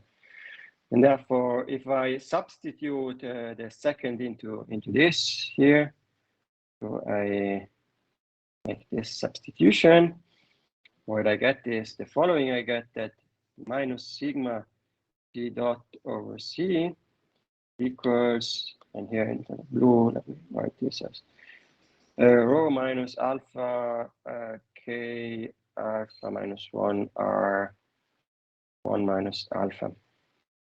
Okay. And now what I can do is, last but not least, and then I'm done. Therefore, the Euler equation, c dot over c is therefore alpha. So the marginal product of capital minus, so alpha times k to the power of alpha minus 1 r 1 minus alpha minus rho over sigma. And therefore, you see here what sigma is. Sigma is the elasticity of my utility function, of my marginal utility of consumption. Sigma, therefore, is the elasticity of the marginal utility of consumption. Okay, because this is how I defined it. If you go back to my Euler equation in general, this is how I define the denominator, which I called previously eta, if you remember. This was my eta. Okay, so yeah, this is therefore eta, which is what I called the elasticity of my marginal utility consumption. Okay, this is my Euler equation. Now, and here, this has the effect I said previously. I mean, the marginal product of capital depends on R. Okay, this is key here, and you see here a decline in R decreases my marginal productivity, and that's gonna mess things up here. Okay, if R is declining, as I'm going to show you now. Okay, everything clear? Hope. Let me know if something is not clear. Otherwise, let me continue. Now, other first order conditions.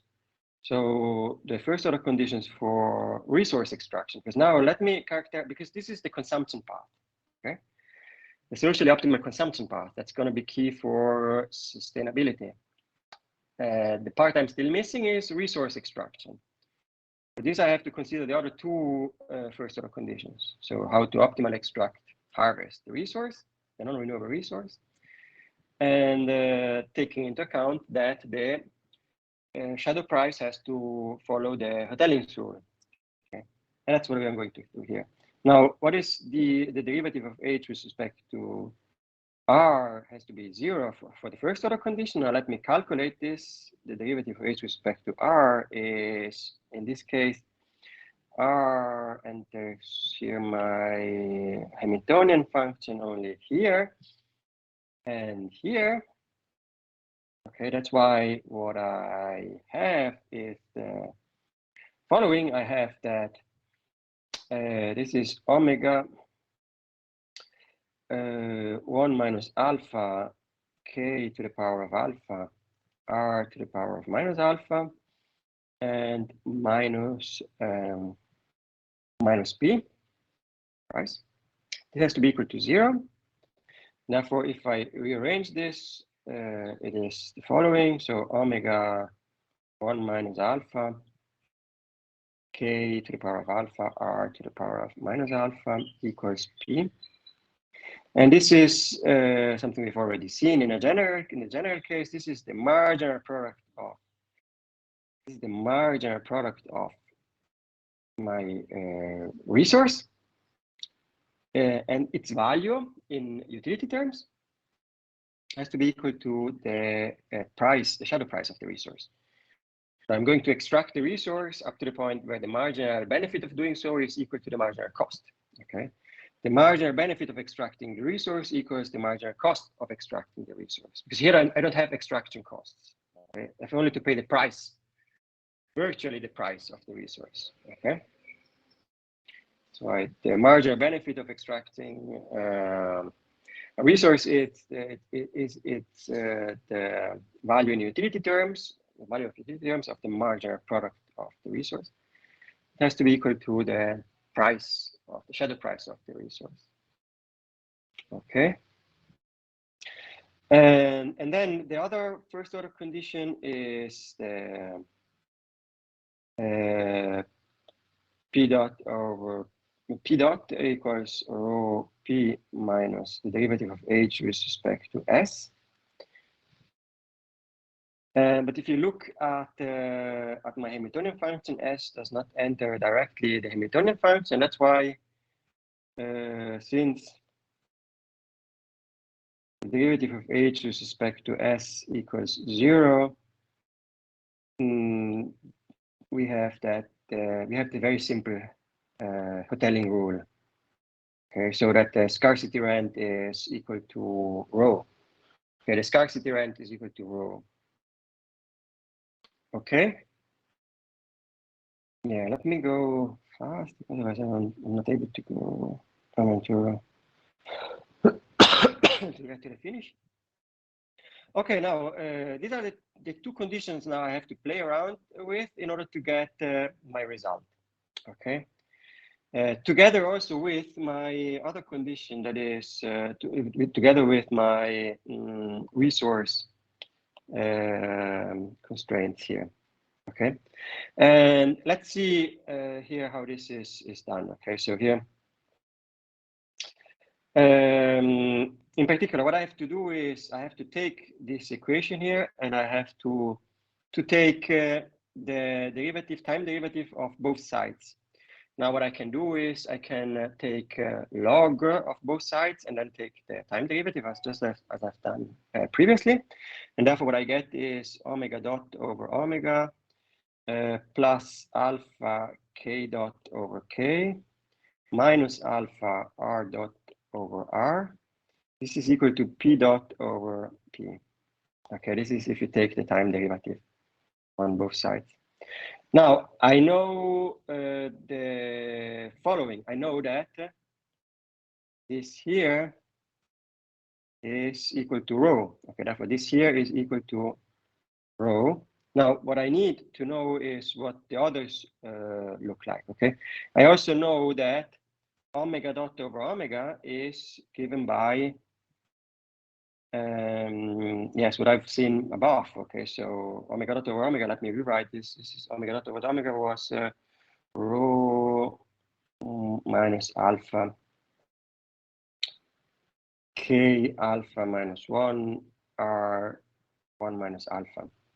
Okay, and therefore here I can here rewrite this as alpha k dot over k minus alpha r dot over r equals rho. Okay, now here you see one thing. Okay, something I can already do. Let me do this.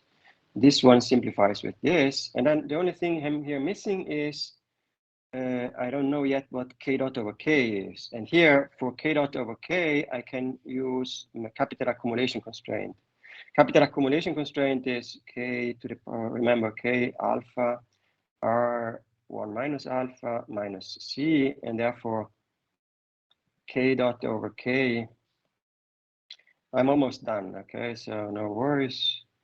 Alpha minus 1 r 1 minus alpha minus c over k. Okay, and that's what I can substitute now into this expression, and therefore what I get is the following.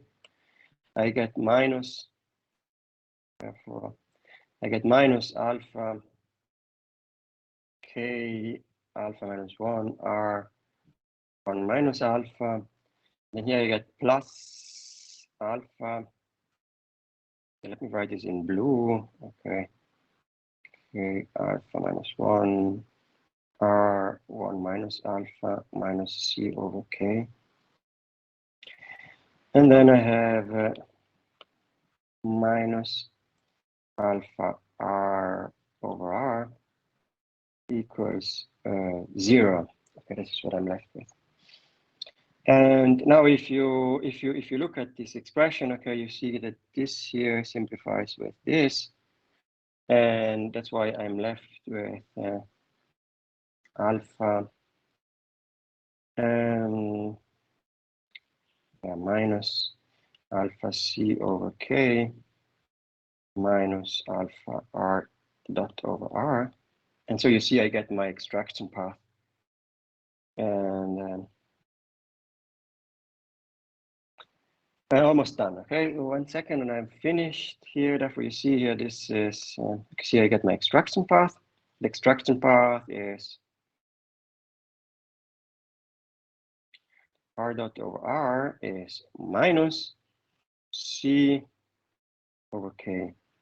And here you see that extraction path is negative. So I'm declining I'm extracting less and less over time, okay, because of this minus here in front. So I'm extracting a lower and lower amount of my resource over time. Okay, is it clear? Now,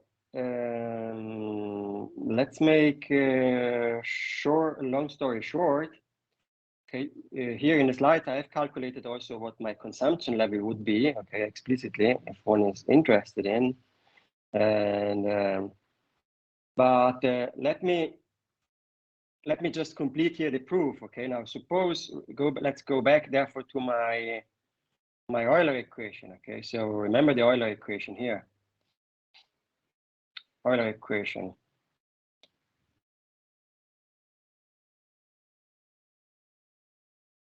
Euler equation is C dot over C equals alpha K alpha minus 1 R1 minus alpha minus rho over sigma. This is my Euler equation. And then now I know that R dot over R is equal to minus C over K. Now you see here the problem. If I would like to have C dot over C constant, this would require that the marginal product of capital, as I said before, remains constant equals rho. Okay, this would be the condition for sustainability.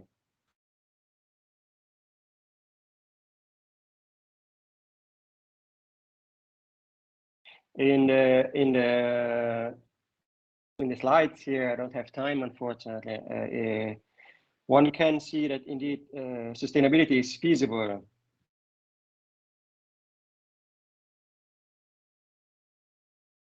It's feasible, okay. If you look at, if you look over the slides, it's quite simple to do the calculus, okay. It's no big deal here. Fortunately, I don't have the time to do this. But what's more important for me, you see, is that is the following: the result that if R goes down, then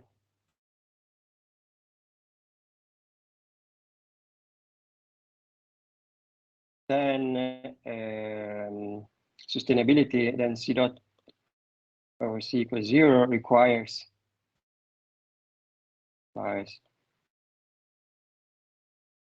implies that K should go down. Okay, here you see this from the fact that here what you have, this is also, you could also write this as alpha R over K to the power of 1 minus alpha equals rho. Okay, therefore you have to keep, because R over K has to remain constant.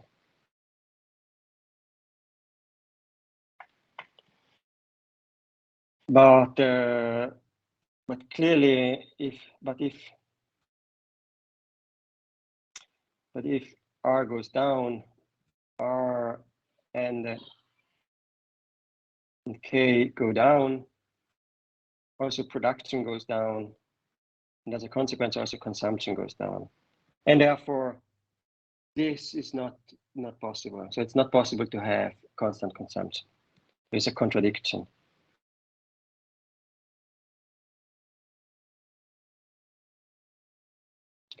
The contradiction. Okay, there's a contradiction. Okay, so suppose there is a constant consumption and that it's socially optimal, then you would have that the Euler equation is true, but the Euler equation requires R over K to be constant. But since R is declining, this would require K to decline. But if R and K decline, output cannot remain constant, and therefore consumption cannot remain constant. And therefore you have a contradiction. So this is not true. Okay. Also in the slide, but also something I'm not going over is, here you have the proof and some further discussion. And I have also the case of technical progress. Now, if you have technical progress, as I tried to argue before, all these conditions get relaxed, and what you need is sufficiently strong technical progress such that sustainability is also socially optimal. Okay, so if they're kind of hiring, but I don't want to go too much into the details of the math because and those of you interested in the math is spelled out carefully in the slides, and also, well, the main stuff I've already now done. Okay, here. So what's in the slide is just completes the picture, but really it doesn't add that much to it in terms of further results. For concerning the exam, I just require the intuitive explanation. Okay, so this the problem between social optimality of sustainability, and therefore that there's the issues of substitutability and sustainability. They're two different issues, and so sustainability requires sufficient degree of substitutability. That is something that I've shown here. Okay, so constant consumption is something that's feasible, but not necessarily socially desirable. This here is an example. Okay, here in this case, in the Cobb-Douglas case, without technical progress, you have that sustainability is feasible, but you also have that without technical progress, it's something that you would not like to achieve. Okay, and you need, therefore, sustainability is not socially optimal. You need sufficiently strong technical progress in order to have that. Sustainability is also something that you would like to have from a social from a social point of view. So that is to say that sustainability becomes socially optimal. Okay, now I've repeated the things many times. I hope it's kind of clear. Let me know if everything is clear, please. Then I'm going to finish today's lecture. Everything clear?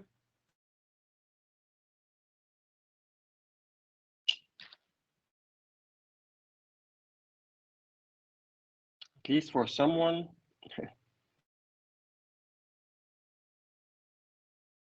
Yes, it's clear. Okay, thank you. Okay, Sergio, thank you. Okay, so, well, have a nice evening. I'll stop here. Have a nice evening, and talk to you tomorrow if you want. Tomorrow, last lecture. In the first part, there will be an introduction by Chiara Monfaldini, who is going to talk about some job opportunities at Unibo. For those of you interested in, we have some research assistant positions that are that will open soon, and Chiara Monfaldini, Professor Monfaldini, will talk about it tomorrow at the beginning of tomorrow's lecture, and then tomorrow's lecture I'll talk about a very simple model of climate change. Okay, so thanks to everybody, and talk to you tomorrow if you want. Okay, bye-bye. Thank you. Have a nice evening. Bye-bye. Thank you. Bye. Bye-bye. Thank you. Bye. Thank you. Bye-bye.